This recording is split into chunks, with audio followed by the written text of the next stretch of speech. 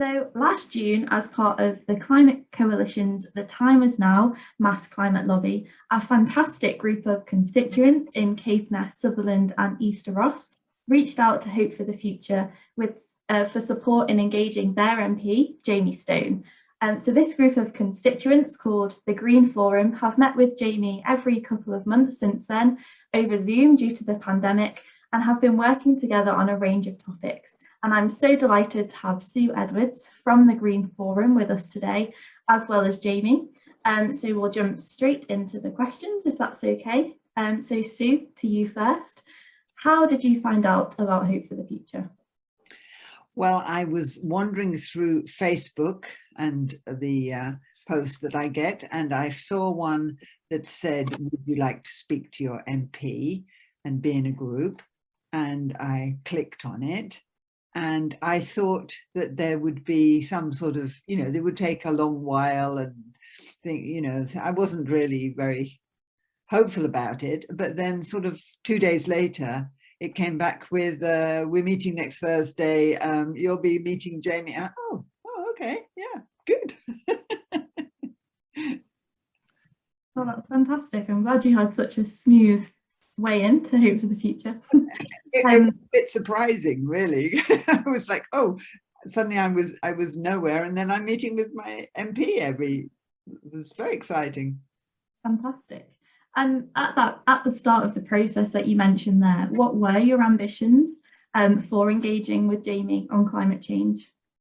Well, I'm passionate about doing something about the climate crisis, and it's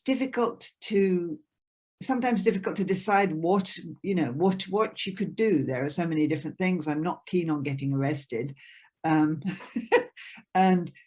so I was kind of casting around. I've been casting around for what can I do to make a difference, and I can see that talking to my MP might make a difference. I mean, it's much more likely to make a difference than doing nothing.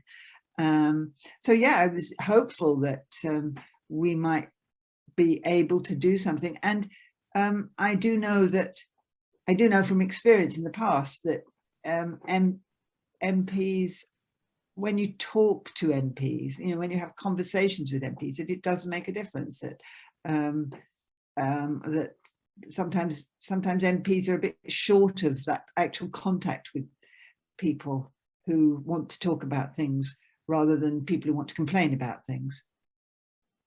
That's fantastic, thanks Sue. And Jamie, why do you want to hear from your constituents about climate change? Okay, it all started very personally with me because living in the country, and let's just take an example of butterflies. Ever since I collected tea cards as a kid, don't get them anymore now, with British butterflies on, I've been interested in butterflies. And in my lifetime, and in more recent years, I've seen the population change. I won't give you all the details, but some butterflies that didn't fly about in the north of Scotland now do. And other ones have become much rarer, particularly moths, in fact. And so climate change was happening before my very eyes. And that's why I'm totally convinced as to what's happening. And I don't agree with people who doubt it one little bit. So that's the number one motive, is that we've got to be very, very careful about this, and we've got to try and stop it.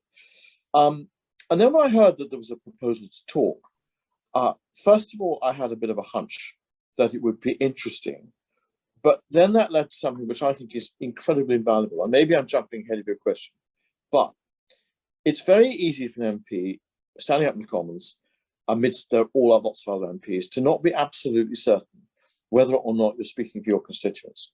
And this group has been terrific in actually saying there are people out there who really do care about this, be it electric cars, getting people back on rail or whatever. And so that's been a fantastic benefit. I'm sorry, I'm jumping ahead, but that is why this sort of group works, believe you me. It empowers the MP and makes he or she believe, actually, this is something that's valuable to people out there. That's fantastic. I hope that makes you feel good about your work with Jamie as well, Sue. And you did touch upon it a bit, Jamie, but from your experience so far, what do you think are the benefits of your constituents taking the time to have multiple meetings with you and build that relationship over time?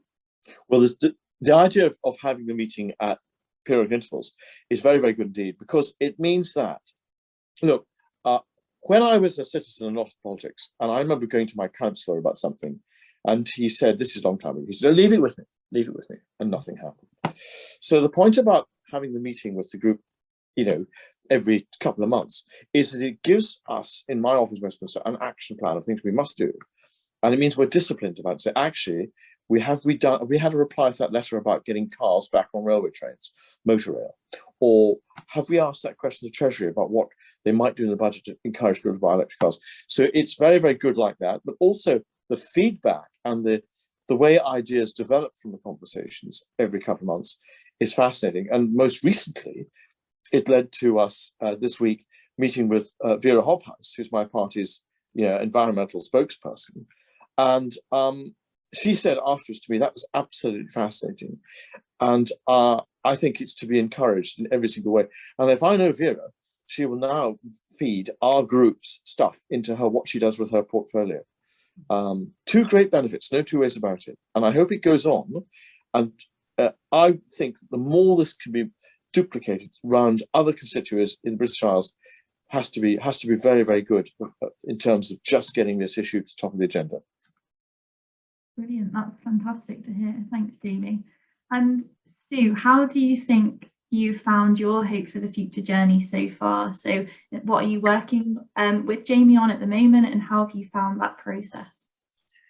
Well, we've been talking a lot about electric vehicles and how that can be encouraged, and it's developed into thinking, I think all of us thinking better about a lot of issues that are to do with being in a large rural constituency. And the wonderful conversation that we had with Vera yesterday, which was definitely two ways. She was telling us things, but also I think she was appreciating, that things are different in very rural constituencies, and that there are different things that you have to think about.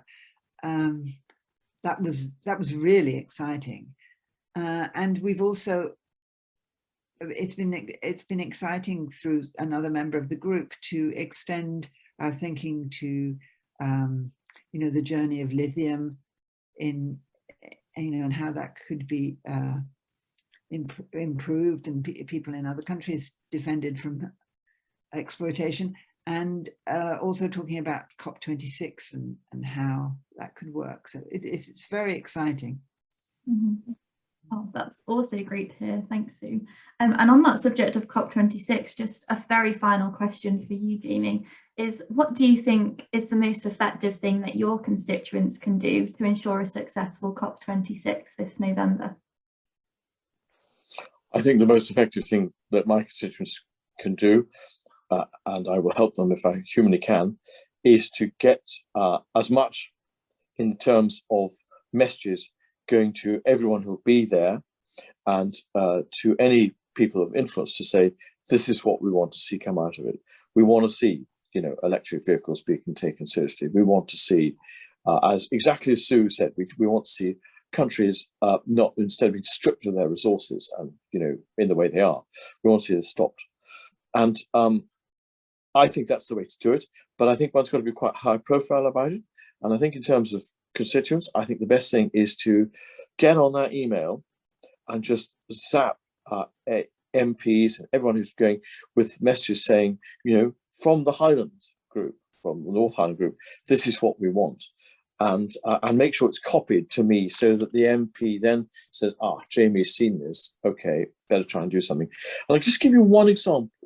When we got going with the people, this is a different subject, but people who were excluded from help during the pandemic, and there's still an awful lot of people who had no help, that sort of using the internet and using emails expanded at an extraordinary rate and became the biggest all-party group in the history of the House of Commons.